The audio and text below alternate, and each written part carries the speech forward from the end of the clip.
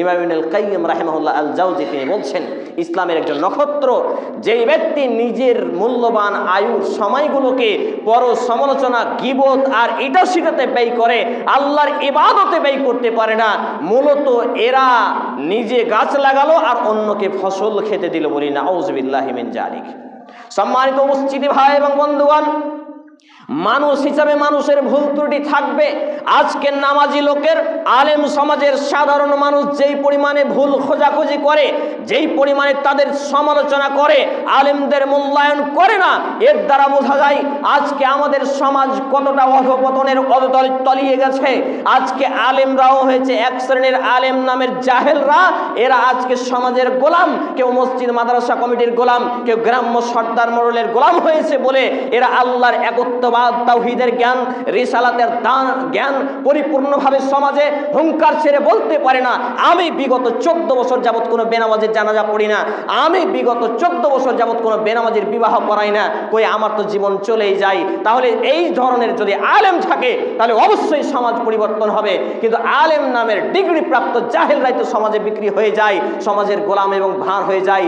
আমি এটাকে এই আয়াতের সঙ্গে কোট করে বিপরীতমুখী করেছি।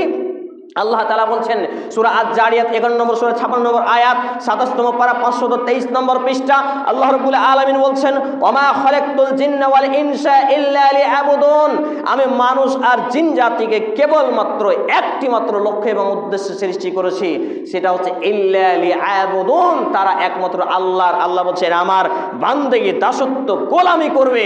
এখন এই আয়াতটাকে বিভিন্ন গবেষণা করে আমি এটা পেয়েছি যে মানুষকে যেহেতু সৃষ্টি করা হয়েছে আল্লাহর গোলামির জন্য, আল্লাহর গোলামির জন্য, মানুষ যদি আল্লাহর গোলামি ত্যাগ করে, মানুষ যদি আল্লাহর দাসত্ব ত্যাগ করে, তাহলে মানুষ কারো না কারো গোলাম হয়েই যাবে। কখনো শয়তানের গোলাম, কখনো দেখবেন স্ত্রীর গোলাম, কখনো ছেলে মেয়ে সন্তান সম্পত্তির গোলাম, কখনো রাজনৈতিক দলের চামচামি করে রাজনৈতিক দলের গোলাম, কখনো বা সরকারের গোলাম, কখনো বা গ্রাম্য সর্দার মডেলের গোলাম, কখনো মসজিদ মাদ্রাসা কমিটির গোলাম। কিন্তু যারা প্রকৃত অর্থে আল্লাহর একত্ববাদের প্রতি আল্লাহর গোলাম হবে, এরা কোনো পরোয়া করবে না জেল জুলুম সুলি ফাঁসি মৃত্যু বলে, এরা আল্লাহর কথা বলবে, রসুলের বিধান অনুযায়ী চলবে আর বলবে।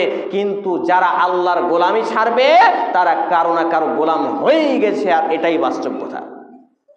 সম্মানিত উপস্থিতি ভাই এবং বন্ধুগণ, দৃষ্টিভঙ্গি বদলান এবং নিজেকে বদলান। ইসলামের প্রথম আয়াত ছিল শিক্ষা, এডুকেশন, এডুকাটম, এডুকেয়ার, এডুকেট ইত্যাদি। এই প্রথম এডুকেশনটা হচ্ছে, শিক্ষাটা হচ্ছে ইসলামের বৃহত্তর ইবাদত। একটা দল আলেম